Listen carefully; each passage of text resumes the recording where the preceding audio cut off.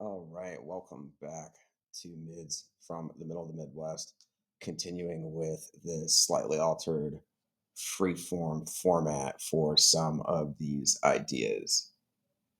Today's topic is the violence market.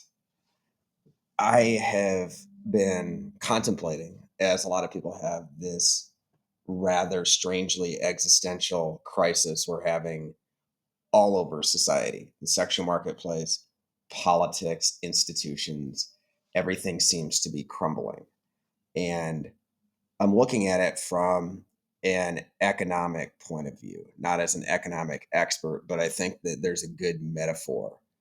A lot of people in the red pill maintain that economics is downstream from sex. I certainly do. No question about it to me. You don't get economic participation without sexual participation. Those two go hand in hand. And it's very politically incorrect to state that a lot of our economic problems can be solved with sex. Part of the reason for that is because it sounds like you're forcing women to have sex against their will with men who otherwise are refusing to participate in society. There's terrible optics there, but you are seeing the effects of that all over society. We've talked about it in multiple segments. But there's something else that's going on that's running parallel to this that I think needs to be included in the conversation. And this often gets missed from the conservative and red pill side of this debate. I'm going to very cautiously defend women when I say this. First, acknowledging that female behavior in the sexual marketplace over the last 10 years is not just abysmal, but mentally ill, deserves to be called out at every instance, should not be bowed down to. Ooh, I use the word should, but I highly advise men, myself included, against bowing down to women ever. But it may not necessarily be their fault, nor would it be men's fault for the predicament we're in. In some ways, it's a victim of circumstance where both sexes are finding themselves wondering what the hell is happening. What I would posit is that as female behavior has cratered, something has been running in parallel, which is that violence has disappeared from the sexual marketplace. Obviously, we will always have violence. It's always going to be around. Men will always be more strong and more capable of violence than women. But as you have this feminized culture, slowly but surely, all of those little ways in which men are expected to be assertive, to hold boundaries, and be able to handle physical violence, those have in aggregate disappeared big time. As they disappear, female behavior gets worse and worse.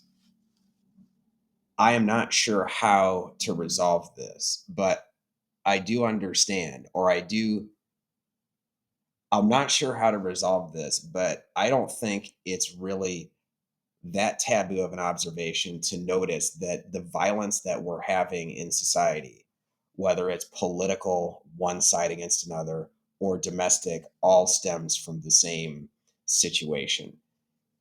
As these young men drop off from society one by one, enough of them drop off, and then one or two from their group do something extremely drastic. That thing back around the year 2000, when it was something like Littleton, Colorado, seemed like an aberration. Now it seems like the norm. The amount of violence of this nature has skyrocketed. And I strongly suspect this correlation that this is an imperfect, maladjusted attempt to fill that vacuum, the violence vacuum that exists in the sexual marketplace. It's obviously doing nobody any favors, but it is like a canary in the coal mine. It is indicating both the individual lone gunmen who have increased, gone parabolic, as they say, in the crypto community. The number of people who are doing those types of violent acts has gone parabolic. The amount of women behaving like toddlers, gone parabolic. These two things are strongly correlated. I don't think that the solution involves more men taking action in this way. But I strongly suspect that if men who have behaved like doormats forever have kowtowed to women, put women in positions of power, abstained from confrontation, and taken it like a little bitch constantly in our society, in our domestic sphere, in our marketplace of ideas, all of these cumulative ways in which men have been behaving like pussies. If they start to behave with the kind of strength that unfortunately has the collateral effects of violence, I expect that female behavior will start to change. I'm a big fan of people calling out women, and they frequently deserve it for behaving like children, but they are not listening. They are toddlers, they are children. Expecting them to grow up and get with the program is just not how the machine works. Women act right when men keep them in line. I also strongly suspect that a lot of this type of behavior is a subconscious signal asking to be put in their place. That is, in my opinion, common sense. In fact, I think a lot of women would even joke about it. I used to remember when I dated online, you'd occasionally see a girl say, I like it when a guy calls me on my bullshit. We are in a societal instance of men imperfectly calling women on their bullshit, and they're going to have to do it more and more. Right now, it looks like, sadly, tragically, lone gunmen littering our landscape, taking action in communities, in politics. My suspicion, my opinion is that all violence is sexual. Every one of these things is an expression of sexual frustration.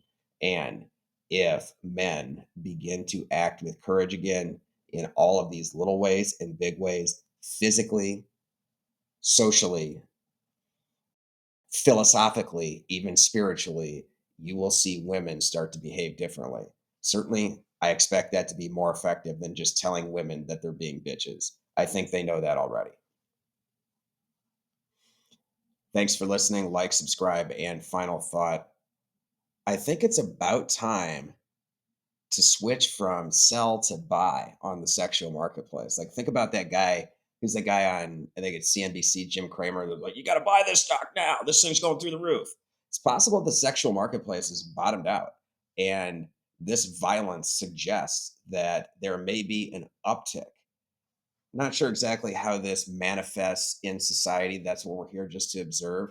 And we're certainly not condoning any violence, but I strongly suspect that this imperfect, wayward path of violence may find an equilibrium that ends in less tragedy, but is definitely going to result in more courage. Take care.